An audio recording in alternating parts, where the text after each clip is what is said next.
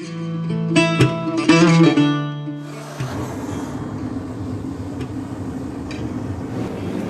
don't think there's any real art without craft, and I don't think there's any real craft without art. But I had a debate with an art professor at the School and Museum of Fine Arts, and this was a nice guy. I really liked him. I liked his class. He was a drawing teacher.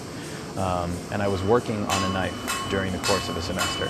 And then he wrapped his hand around the blade, covering the blade, and he looked at the handle and he goes, "This is really beautiful. I love what you've done with the materials and texture and colors and all of that. If it didn't have a blade, then it would be art.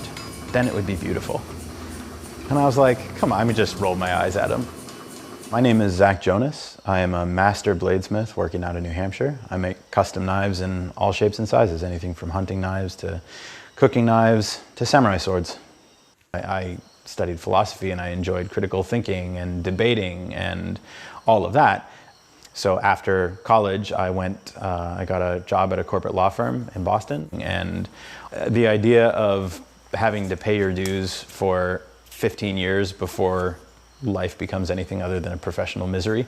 You're a paralegal, you're filing, you're doing whatever you're doing, which was a good test for me to realize that that field was not going to be my passion.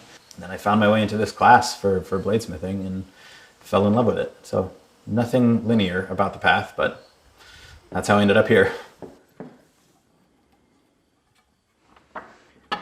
This is one of my favorite knives I've ever made, and this sword is kind of its spiritual big brother. There's a lot of similarity to the shape and the flow of it, and this is a really complicated piece, and I got a lot of the ideas from this. In theory, the title of mastersmith means that I have the skills to do almost literally anything that someone could come up with, or at least to learn how to do it. So I do a lot of kitchen knives, I do a lot of hunting knives, desk knives, things like that, letter openers, and more elaborate projects like swords and daggers and art pieces, pieces that are built to be functional, but have enough time put into the appearance that they're meant more for a display purpose. And there's yours coming up. Once I realized that bladesmithing could be a career, that became very appealing to me pretty quickly. But there's a lot more that goes into being a professional knife maker than just making the knives. I generally work 7 days a week. I'm usually in the studio by 7 o'clock in the morning. I don't resent that. I love it. I love doing it. And when I'm not in the studio, I'm usually thinking about the studio. But if you want to make this a business, well, you have to run it as a business. Well, I could quite happily be in the shop 10 hours a day, 7 days a week. And then there's also paying the bills for the studio and communicating with customers and keeping my order books, tidy, and shipping and going to shows and applying to shows and all of those things that, there's so much more to it than just doing the work. There was a funny moment early on after I'd built the studio. I woke up on a Tuesday or something like that, and I just didn't feel great. And I said to my wife, I don't feel great. And she said, well, don't go to work. I said, what do you mean don't go to work? It's a Tuesday. And she looked at me like I was crazy. She goes, you work for yourself. And I went, oh yeah, I don't have to go to work today. Obviously, that's a slippery slope. You can just decide not to go in and then nothing gets done.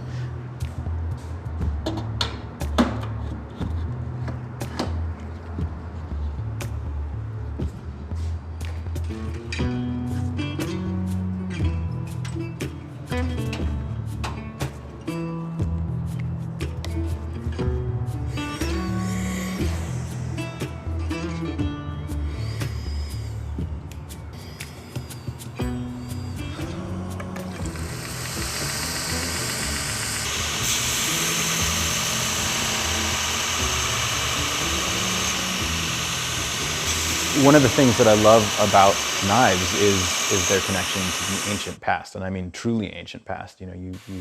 Just imagine life today, out in the woods. If you had to go out in the woods and survive for a week and you couldn't cut anything, that would be tricky. So the amount of power that mankind gained by adding the cutting edge to his arsenal is huge. One of the things that appeals to me so strongly about bladesmithing is that I'm taking these raw materials, a bar of steel, a block of wood, maybe a sheet of metal, and you shape those from essentially nothing into these objects that are not only beautiful but also powerful and useful tools and have a deep connection to history and culture. So I really enjoy that aspect of it. But It's hard. It's hard work, and it's pretty dangerous. You know, just about every tool in my studio can hurt me or worse, quickly or slowly. But I feel really fortunate to be able to do what I do and to have my life set up the way that it is.